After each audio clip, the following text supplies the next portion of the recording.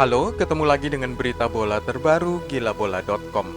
Jangan sampai ketinggalan, klik tombol subscribe, like, dan tendang loncengnya. Kejutan terjadi pada leg pertama 16 besar hari Kamis, 18 Februari 2021.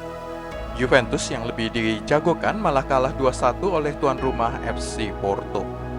Dua gol tuan rumah dilesakan oleh pemain Iran Mehdi Taremi pada awal babak pertama dan pemain Mali kelahiran Prancis Moussa Marega. Gol yang paling menjadi sorotan adalah gol 61 detik dari Mehdi Taremi. Harap maklum bahwa tidak seorang pun kenal Mehdi Taremi karena namanya memang relatif tidak dikenal sebelum golnya pada Kamis 18 Februari 2021 ke gawang Juventus. Kelahiran 18 Juli 1992, pemain berusia 28 tahun itu menjalani karir sepak bola di sejumlah klub yang kurang terkenal sebelum bermain bagi klub Portugal Rio Ave mulai Juli 2019. Ia langsung menarik perhatian FC Porto karena melesakkan 3 gol sekaligus dalam laga perdananya bagi Rio Ave. Direkrut oleh Porto pada Agustus 2020, kini Mehdi Taremi berhasil menarik perhatian klub-klub raksasa Eropa untuk gol hasil pemikiran cepat pada 61 detik sejak kick-off laga melawan Juventus tersebut. Tips pertama soal bagaimana Juventus memenangkan leg kedua di Turin disampaikan sendiri oleh manajer Andrea Pirlo. Dia mengeluhkan gol cepat 61 detik pada awal paruh pertama permainan. Gol gratisan yang diberikan di atas sebuah piring mewah, kata Andrea Pirlo. Gol cepat semacam itu akan meruntuhkan kepercayaan diri para pemain, tegas si manajer La Vecchia Signora. Apalagi Porto adalah tim yang tahu cara merapatkan pertahanan setelah unggul dengan 2 gol. Gol kebobolan 1 menit lebih 1 detik pada awal pertandingan terjadi karena Rodrigo Bentancur, pemain tengah asal Uruguay, merasa gugup. Dia ditekan oleh satu pemain Porto saat menerima umpan dari kiper Wojciech Szczesny dan memutuskan untuk mengembalikan bola pada penjaga gawang Polandia itu. Dia tidak sadar bahwa ada pemain Iran, Mehdi Taremi, yang lebih dekat ke bola dan menyambar si bundar pada kesempatan pertama. Gol 61 detik itu merupakan gol tercepat yang pernah diderita oleh Bianconeri di ajang Liga Champions.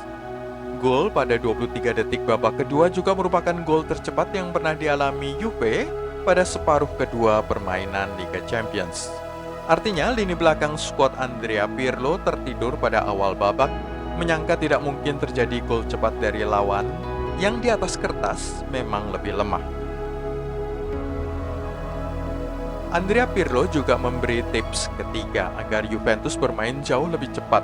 Tidak perlu membuang-buang waktu dengan operan-operan bola yang lambat di tengah lapangan. Ia juga mengkritik para pemainnya karena melakukan sentuhan bola terlalu banyak. Pirlo memang bukan penganut filosofi permainan yang percaya pada dominasi bola. Dia lebih percaya bahwa bola dikirimkan ke depan sesegera mungkin, entah melalui sayap atau menusuk melalui tengah.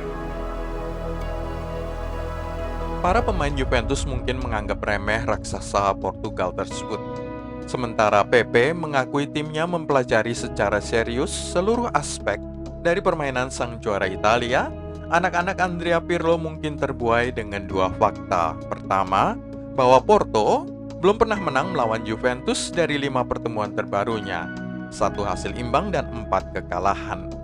Fakta kedua, Porto sudah kalah 7 kali dari 9 pertandingan babak sistem gugur Liga Champions sebelum pertemuan melawan Juventus. Kemenangan atas Cristiano Ronaldo dan kawan-kawan hanya kemenangan kedua Porto dari 10 kesempatan terbarunya di Champions League. Porto kini unggul 1 gol tapi menderita 1 gol tandang Juventus. Leg kedua akan berlangsung di Turin pada bulan Maret dengan Bianconeri cukup mencari 1 gol saja sembari mencegah skuad Porto mencetak gol tandang. Seperti kata Pirlo dalam briefing pers usai pertandingan, Porto gemar memadati lapangan tengah. Seharusnya para pemain Juventus mencoba menerobos melalui kedua sayap.